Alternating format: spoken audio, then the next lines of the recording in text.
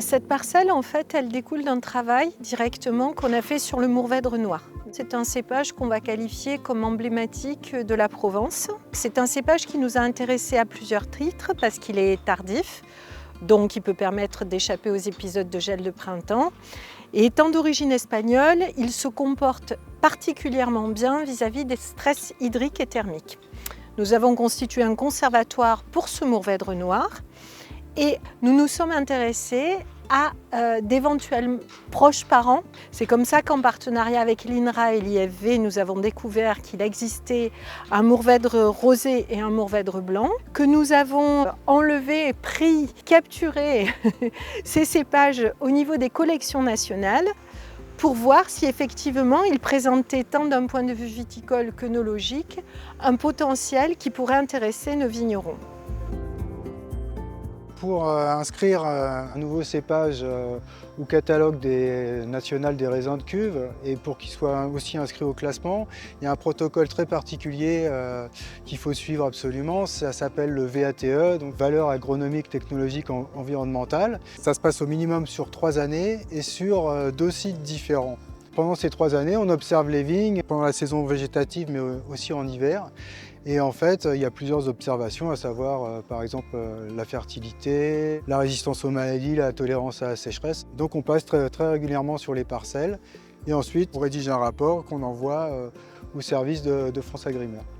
Ensuite, donc, on va s'intéresser à la partie œnologique. On commence à faire des contrôles maturité avec différentes analyses.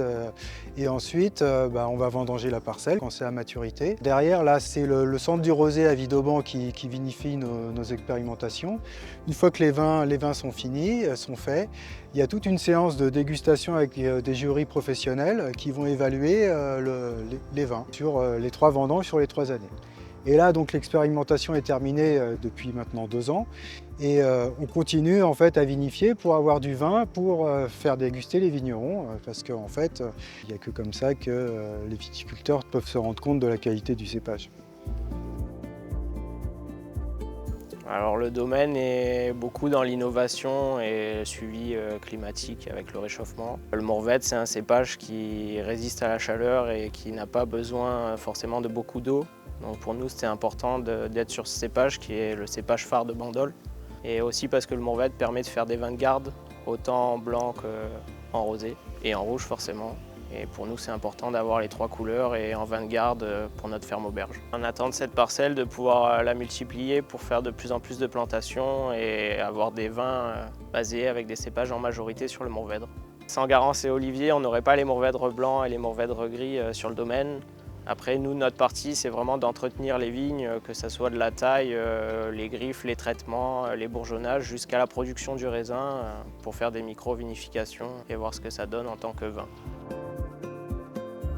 Donc nous avons cette année 2024 inscrit notre parcelle expérimentale en vigne mère de greffon, ce qui veut dire que dès à présent, nous pouvons mettre du matériel végétal à disposition des pépiniéristes et des vignerons qui le souhaitent. Et grâce à ce travail d'équipe, on peut dire que la boucle est bouclée. Il y a 10 ans maintenant, on avait l'ambition de connaître ces 2 cépages et de les proposer s'ils étaient qualitatifs vignerons. Donc à l'heure d'aujourd'hui, on a démontré que ces cépages étaient qualitatifs d'un point de vue viticole et œnologique.